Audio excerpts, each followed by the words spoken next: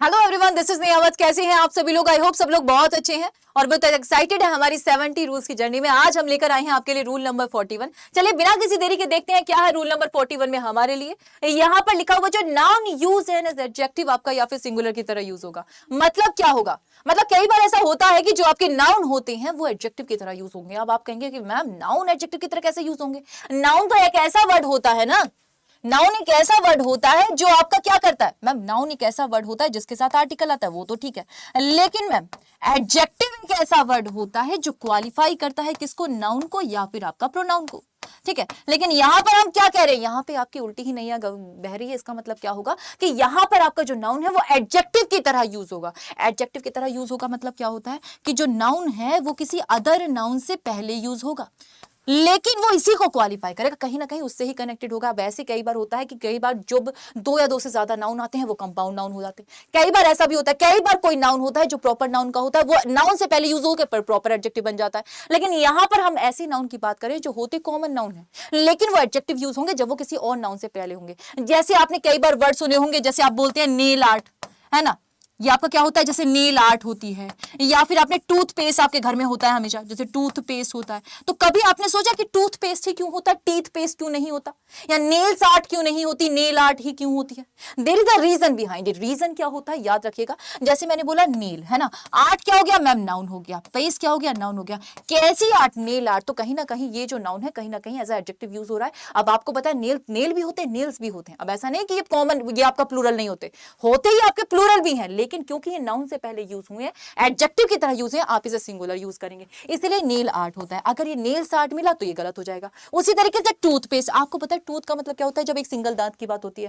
Teeth का मतलब होता है जब दांत आपके प्लूरल में होते हैं, 32 के 32 दांत होंगे जो आपके, ठीक है, तो वहां पे टीथ होगा। लेकिन यहां पर हमें क्या चाहिए? सिंगुलर चाहिए, इसलिए हम किसका यूज करेंगे? सिंगुलर नाउन का यूज करेंगे, क्योंकि वो एडजेक्टिव की तरह यूज होता है। एडजेक्टिव कभी सिंगुलर प्लूरल यूज नहीं होता, एडजेक्टिव वैसा ही आएगा, इसलिए हम इसे कोई छेड़छाड़ नहीं करते, सिंगुलर की तरह यूज करते हैं। अब मैं आपके लिए कुछ क्वेश्चंस लेकर आई हूं, जल्दी से अगर आपका ये कॉन्सेप्ट समझ में आ गया हो, क्योंकि इस कॉन्सेप्ट पे बच्चों बहुत सारे क्वेश्चंस हैं जो एग्जाम में पूछे गए हैं। क्वेश्चन नंबर 1 आपकी स्क्रीन पर ये रहा, क्या लिखा हुआ है? She bought a shoe shop near her house. उसके घर के सामने उसने क्या खरीदा? नियर, सामने नहीं, उसके घर के पास में उसने क्या खरीदा? एक शूज की शॉप खरीदी। अब आप एक बात बताइए, यहां पर क्या है? शॉप। शॉप क्या है मैम? नाउन।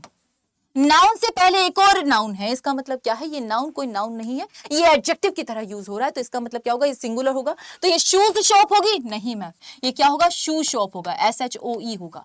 मतलब आप इसे कैसे यूज करेंगे मैम? सिंगुलर की तरह, तो शू शॉप होगा, शूज शॉप नहीं होगा। तो ये आपका क्या हो जाएगा? क्वेश्चन गलत हो जाएगा। ये आपके PYQ में आया हुआ है, इसलिए बताना बहुत जरूरी है, यही एग्जाम्पल में लेकर आई हूं। नेक्स्ट वर्ड है आपका, नेक्स्ट सेंटेंस क्या है आपका? She is suffering from teeth problem. अभी क्या बताया था? टूथपेस्ट बताया था, हाँ। तो मैम शी इज सफरिंग, वो किस चीज से आपका सफर कर रही है? टीथ प्रॉब्लम से। मैम प्रॉब्लम क्या है? आपका नाउन। प्रॉब्लम क्या हुआ बच्चों? नाउन। उसके साथ क्या है? Teeth problem.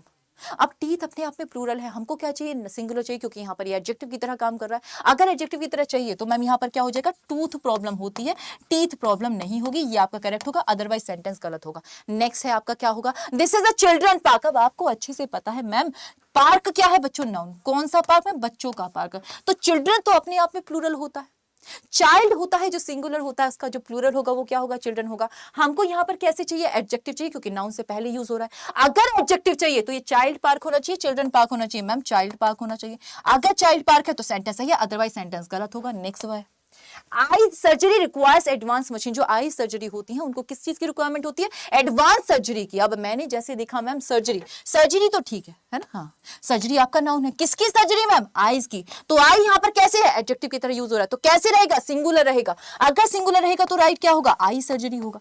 नेक्स्ट है आपका the company runs a cars factory. अब ये क्वेश्चन जो है तुम सारे बच्चे मुझे कमेंट सेक्शन में बताओगे कि इसका आंसर क्या होगा। इसके अलावा 2 क्वेश्चन और लेकर आई हूं तुम्हारे लिए जो आपके PYQ में आए हैं। यहाँ पर एरर डिटेक्शन है, आपको बताना है कि कौन सा ऐसा सेगमेंट होगा जिसमें आपकी एरर होगी, और सेम कॉन्सेप्ट पे बेस है। एक और क्वेश्चन है, ये भी आपका एरर पे बेस है, ये आपको बताना है। कमेंट सेक्शन में सारे बच्चे मुझे बताएंगे इसके राइट आंसर क्या होंगे। और इसके अलावा एक और चीज है, जैसे ही आप नेक्स्ट स्लाइड पर जाएंगे आपको क्या मिलेंगे बच्चों, इसके आंसर्स मिलेंगे। ठीक है, हाँ जी, अगर आपके आंसर्स मेरे आंसर से मैच करते हैं इसका मतलब आपको कॉन्सेप्ट समझ में आ गया है। और सारे बच्चे मुझे जरूर बताएंगे कि कैसा लगा आपको रूल नंबर 41 और कितने एक्साइटेड हैं आप रूल नंबर 42 के लिए। सारे बच्चे कमेंट सेक्शन में जरूर बताएंगे। और अगर आपको ये सेशन पसंद आया हो, ये रूल आपको सब पसंद आया हो, तो चैनल को सब्सक्राइब करना मत भूलिएगा, बहुत इंपॉर्टेंट है, ताकि आपको डेली टू डेली नोटिफिकेशन मिलते रहे। Thank you class, thank you for joining me.